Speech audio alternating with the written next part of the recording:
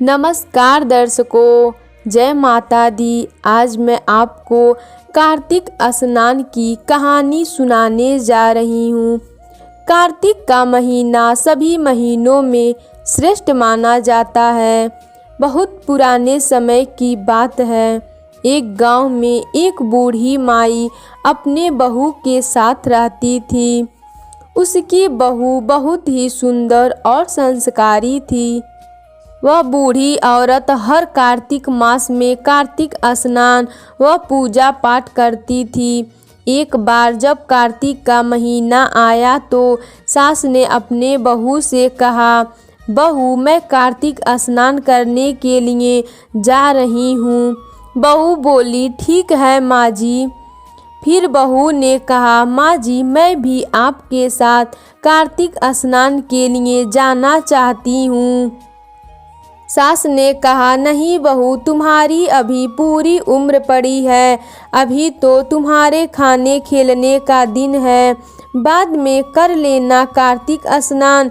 अभी तुम मेरे साथ गई तो घर का काम कौन करेगा। इतना सुनने पर बहू मान गई और बुढ़िया अपना सामान लेकर गंगा किनारे रहने चली गई। इधर बहू का बहुत मन होता था कि कार्तिक स्नान करने का। बहू अंदर जाकर सोचती है कि अगर बर्तनों में पानी मिल जाए तो मैं घर पर ही कार्तिक स्नान कर लूं। बहू ने देखा एक बर्तन में थोड़ा सा पानी बचा था। बहू उसी से स्नान करने बैठ गई और कहने लगी, मन चंगा तो कठौती में गंगा। इतना कहते ही गंगा माता आईं और उसके सारे बर्तन पानी से भर गईं।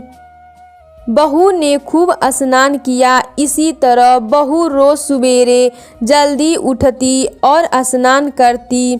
एक दिन जब सास नदी में स्नान कर रही थी तब उसकी कान की एक बाली नदी में बह गई। उसने बहुत ढूंढा पर वह नहीं मिली।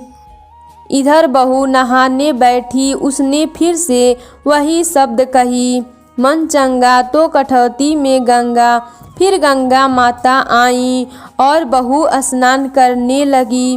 गंगा के पानी के साथ बहकर कान की बाली भी वहां आ गई थी। जब बहू ने उस बाली को देखा तो उसने उसे पहचान लिया कि यह बाली तो माँ जी की है। कार्तिक स्नान जब समाप्त हुआ तो सास घर आई। वह बहुत दुखी थी। बहू ने पूछा, क्या हुआ, आपको इतनी दुखी क्यों हैं। तब सास ने सारी बात अपने बहू को बताई। फिर बहू ने कान की बाली लाकर अपने सास को दिया। उसकी सास ने पूछा, यह तुम्हारे पास कैसे आई। मैं तो नदी में बाली को बहते हुए देखा था। तब बहू ने सारी बात अपने सास को बताई कि कैसे वह नहाते समय गंगा माता को याद करती और वह हर रोज आती थी और मैं खूब स्नान करती थी। सास मन ही मन बहुत खुश हुई और सोचने लगी कि मेरी बहू कितनी संस्कारी और मन की साफ है। तभी तो गंगा माता खुद यहाँ आती थी और इसको कार्तिक स्नान करा जाती थी। अब सास बहू मिलकर हर साल कार्तिक स्नान करती और दोनों बैठकर कथा कहानी सुनती।